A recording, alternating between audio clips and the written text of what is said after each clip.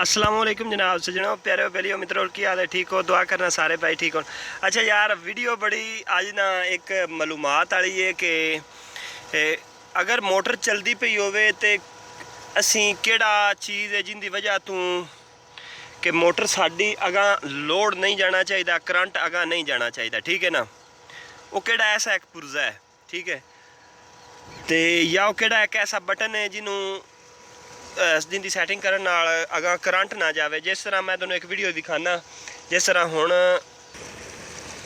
अच्छा जिदा ए मोटर चल रही है, ठीक है ना, ए मोटर चल रही है, ठीक है। अगर कोई बंदा विच काम कर रहा है या कोई काम ते लगा है, ठीक है ना, तो ऊपर तू कोई मतलब मोटर चला देंदा है, ठीक है, तो या कोई ऐसा फॉल्ट आ जाता है जिंदी वजह तू मतलब कोई खदशा होता है कोई बच्चा उतू इन्वेटर चला ना देवे, ठीक है। अच्छा, और मोटर वेख रहे हो तुसी पानी निकाल रही है, ठीक है, तो इनके वास्ते की कोई तरीक़ेकार है या इनू किस तरह असी ख़त्म करना है, की कोई इनकी सूरत हाल है, वो मैं अपने भरावां नूं दसना। सब तो पहले कि इन्वेटर है, ठीक है ना, इन्वेटर इस टाइम सही चल रहा है, इन्वेटर नूं बंद कर देना, ठीक है, इन्वेटर नूं बंद कर दिता। अच्छा, इहदे विच एक पुर्जा है, एस टिप नूं पटने आ, उहदे विच एक पुर्जा है, ठीक है ना, पेचकस की मदद नाल इदू खोल लेना है, जिद्दां मैं खोल लिया ना, ठीक है ना। ये दोनों इस वजह तो मशवरा दे रहा कि अगर तुसी कोई काम ते लगे हो, तुहाडा सैटअप लगा है, यह चीज़ां तारां नहीं खुल रही तुहाडे कोल, ठीक है ना।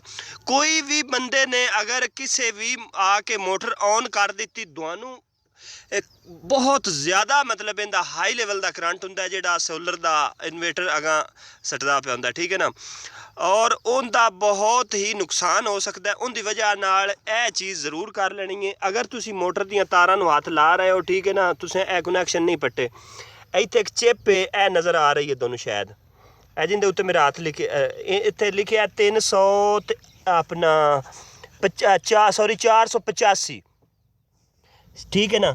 ये 485 वाली चिप नूं तू पट लेना, ठीक है, जिथे 485 लिखा हो, ठीक है, उन्होंने उतना पट लेना, ठीक है। उस तो बाद इंशाअल्लाह ताला इनका इन्वेटर ऑन भी नहीं होएगा और इनका जो ट्रिपिंग वाला मसला जी आज कोई जितना मर्जी ऑन करता रहे, अगू बिजली नहीं जाएगी, ठीक है। ए मैं अपने भरावां नूं अज वीडियो भेजनी है, ठीक है।